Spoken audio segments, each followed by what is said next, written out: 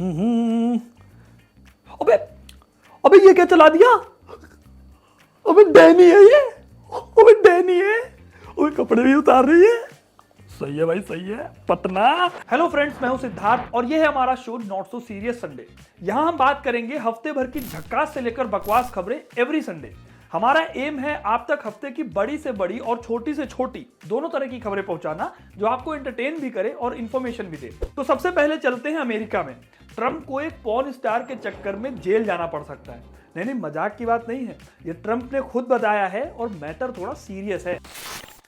Matter यह है कि अपना एक सीक्रेट बचाने के लिए ट्रंप ने लाखों डॉलर मतलब करोड़ों रुपए उड़ा दिए जब वो प्रेसिडेंट हुआ करते थे। अगर बॉलीवुड स्टोरीज के हिसाब से बताएं तो ये है स्टॉर्मी डैनियल्स। ये वो अडल्ट स्टार हैं जो 2006 में ट्रंप से मिली थी। तब ट्रंप शादीशुदा भी थे और उनके बच्चे भी थे। इसी टाइम पर दोनों के बीच प्यार हुआ और बात थोड़ी ज्यादा आगे बढ़ गई। ट्रंप ने भी प्रॉमिस किया कि वो डेनियल को एक शो में पार्टिसिपेट कराएंगे, लेकिन ट्रंप बीइंग ट्रंप वो बाद में प्रेसिडेंट बन गए और बेचारी डेनियल को भूल गए। लेकिन प्रेसिडेंट इलेक्शन के टाइम पर अपना एक सीक्रेट छिपाने के लिए उन्होंने करीब $1,30,000 डेनियल के अकाउंट में ट्रांसफर किए। अब जब ट्रंप प्रेसिडेंट नहीं है तब जाहिर है कि ये सारी न्यूज बाहर आ गई है और खुद ट्रंप लोगों को बता रहे हैं कि उनके साथ जो हुआ वो गलत हुआ। मुझे पता है कि तुम्हें डैनी डेनियल के बाद ये दूसरा नाम पता चला है जिसमें डेनियल है। अब अभी जाओगे गूगल पर इनकॉग्निटो खोल के उसको सर्च करने, जाओगे ना। इंडियन पॉलिटिक्स में इस टाइम पर कोई एक लीडर है जिसे सबसे ज्यादा फुटेज मिल रही है तो वो है राहुल गांधी। लेकिन ट्रस्ट मी, राहुल की ये फुटेज देखकर बाकी लीडर्स को लग रहा होगा कि हम बिना फुटेज के ही ठीक हैं। सूरत की एक कोर्ट ने एक डिफेमेशन के केस में राहुल गांधी को पूरे 2 साल की सजा सुनाई है। साथ में 15,000 का जुर्माना भी लगाया है। राहुल गांधी जिन्हें पप्पू बुलाकर लोगों ने उनका नाम खराब कर दिया जब वो लंदन गए और उनकी कॉन्फ्रेंस ने लोगों का मूड खराब कर दिया। हाँ, आजकल अपोजिशन की बातों से लोगों का मूड भी खराब होता है। फिर उन्हें पार्लियामेंट में बैठने नहीं दिया गया और अब जाकर इस जजमेंट ने उनकी दिक्कतें और बढ़ा दी हैं। इस फैसले से इतनी दिक्कत ना होती, लेकिन अभी ऐसा हुआ कि लोकसभा में इनकी सदस्यता को रद्द कर दिया गया है और कहा यह जा रहा है कि आने वाले 8 सालों तक शायद राहुल गांधी अब चुनाव भी नहीं लड़ पाएंगे। मतलब अगर इन टोटल बोलूं तो अच्छे दिन आए हों या ना आए हों, 2014 से राहुल गांधी और कांग्रेस के तो बुरे ही दिन चल रहे हैं। बुरे दिन से याद आया, बात कर लेते हैं पंजाब की, जहां पर इस टाइम पर एक नेक्स्ट लेवल गेम चल रहा है। मतलब पहले मुझे लगता था कि टॉम एंड जेरी तो ऐसा ही बस एक कार्टून है, रियलिटी में ऐसा कहां होता होगा। लेकिन फिर मैंने अमृतपाल सिंह और पंजाब पुलिस की चेज देखी और मुझे यकीन हो गया कि हमारे देश में कुछ भी पॉसिबल है। अमृतपाल सिंह एक प्रो खालिस्तानी लीडर हैं और फरवरी में एक अजनाला कांड हुआ था जिसकी वजह से पुलिस उसे ढूंढ रही है। इंटरेस्टिंग बात यह है कि पंजाब पुलिस ने अब तक 122 लोगों को अरेस्ट कर लिया, लेकिन वो अमृतपाल सिंह को अरेस्ट नहीं कर पाई।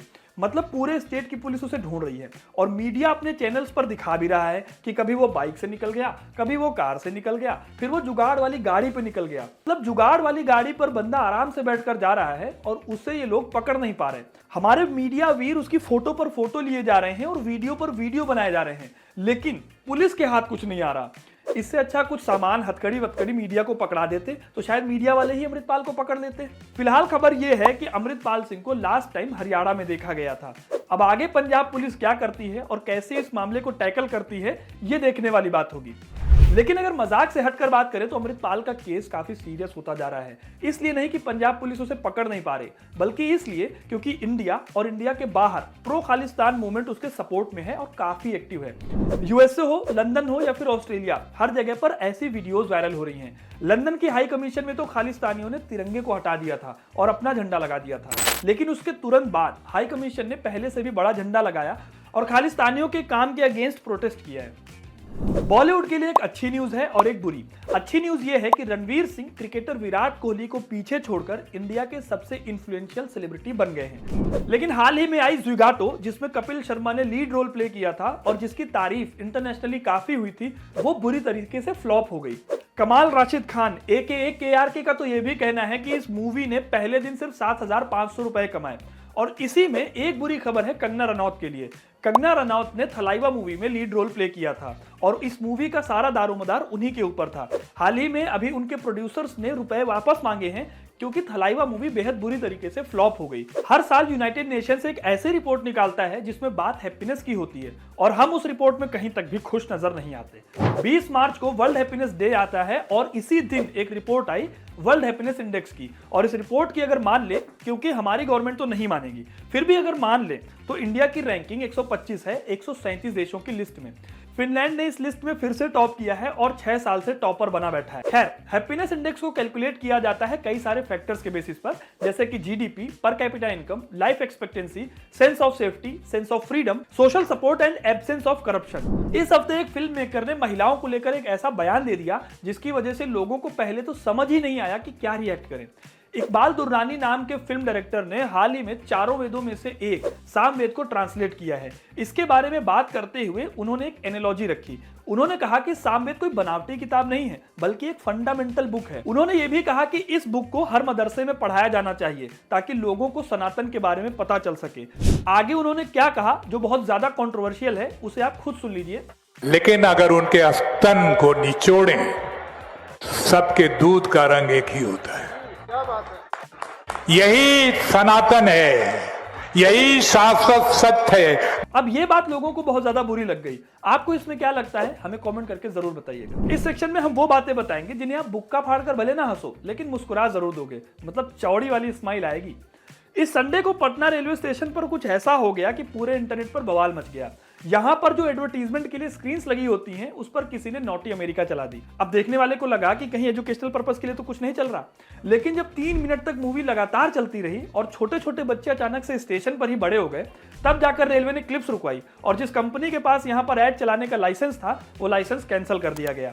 अब यहाँ ट्रेन इतनी लेट होती है कि एजेंसी को भी लगा होगा कि एंटरटेन कर देते हैं। वैसे में बिहार की इस न्यूज से कोई बहुत ज्यादा सरप्राइज नहीं हुआ, क्योंकि यहाँ कांड ही नेक्स्ट लेवल के होते हैं। कभी इनके यहाँ चूहे लाखों लीटर दारू पी जाते हैं, कभी यहाँ पर चोर ट्रेन का पूरा इंजन ही चुरा ले जाते हैं। पटरी की चोरी तो फिर भी नॉर्मल है, लेकिन सबसे ज्यादा यूपीएससी वाले भी यहीं से आते हैं। हर बात को निगेटिव थोड़ी लेना होता है, मतलब हद करते हुए। ये खबर उन लोगों के लिए है जिन्हें थोड़ा बहुत पनौती और टोना टोटका में भरोसा है।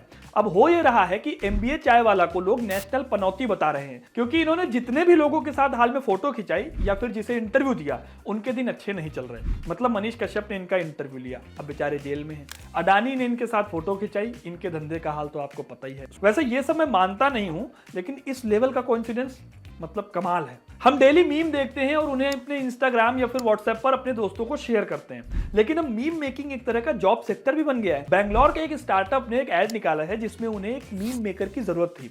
इस जॉब के लिए उन्होंने 1.2 मिलियन का पैकेज भी रखा है। इस पोस्ट का नाम है चीफ मीम ऑफिसर, जिसमें आपको अच्छा कंटेंट बनाना है जिससे कि ना सिर्फ ऑडियंस हंसे बल्कि ब्रांड की भी अपनी वैल्यू बनी रहे। कंपनी ने लोगों से मीम के सैंपल मांगे लिंक्डइन पर और शायद उन्हें जल्दी ही उनका मीम मैनेजर भी मिल जाएगा।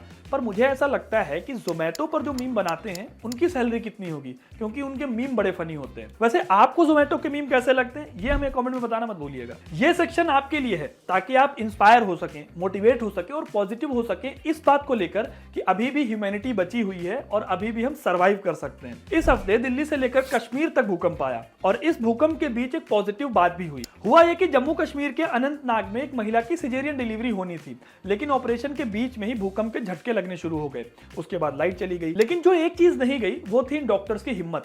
बिना लाइट के और भूकंप के झटकों के बीच इन्होंने अपना ऑपरेशन पूरा किया। डिलीवरी सक्सेसफुल रही और इसका वीडियो जो भी देख रहा है उसके मन में डॉक्टर्स के लिए रिस्पेक्ट बढ़ गई है। आज की डेट में हम सबके पास मोबाइल फोन है, तो हमने पढ़ने लिखने को बहुत बेसिक काम मान लिया है और जो एक चीज हमें अच्छी लगने लगी है वो है फोन पर एंडलेस स्क्रॉलिंग।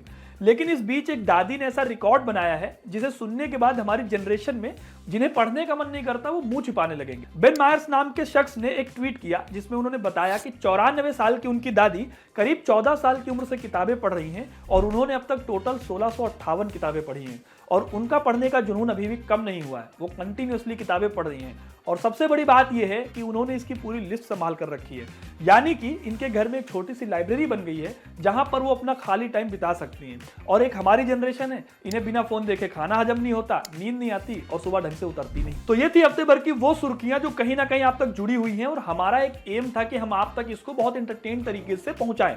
अगर आपको हमारी ये मुहिम पसंद आती है तो वीडियो को लाइक और शेयर करना ना भूलें और ऐसी इंटरेस्टिंग वीडियोस के लिए हमारे चैनल को सब्सक्राइब कर लें। धन्यवाद।